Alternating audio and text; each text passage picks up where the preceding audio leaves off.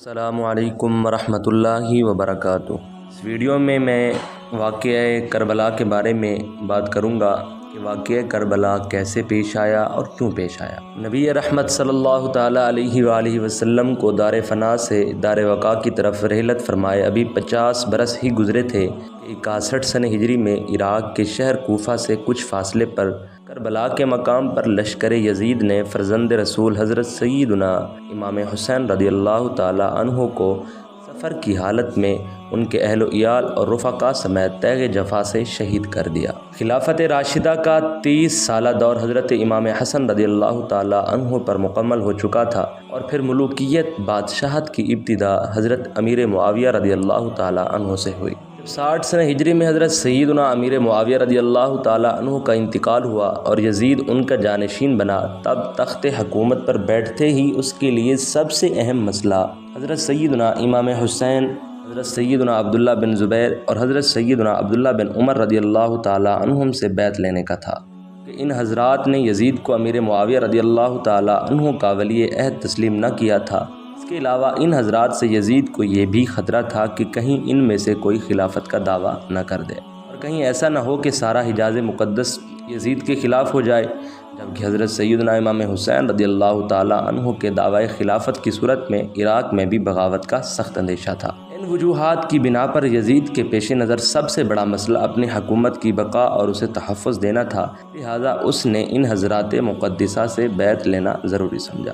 جو اس نے مدینہ منورہ کے گورنر ولید بن عقبہ کو حضرت سیدنا امیر معاویہ رضی اللہ تعالیٰ عنہ کی وفات کی خبر دی، ساتھ ہی ان حضرات مقدسہ سے بیعت لینے کے لیے سخت تاکیدی حکم بھیجا۔ یزید نے حضرت سیدنا امام حسین رضی اللہ تعالیٰ عنہ کو حضرت سیدنا امیر معاویہ رضی اللہ تعالیٰ عنہ کی وفات کی خبر دی اور یزید کی بیعت کے لیے بھی کہا۔ آپ رضی اللہ تعالیٰ عنہ نے تعزیت کی اور تعزیت کے بعد فرمایا کہ میرے جیسا آدمی اس طرح چھپ کر بیعت نہیں کر سکتا اور نہ میرے لیے اس طرح چھپ کر بیعت کرنا مناسب ہے، کیونکہ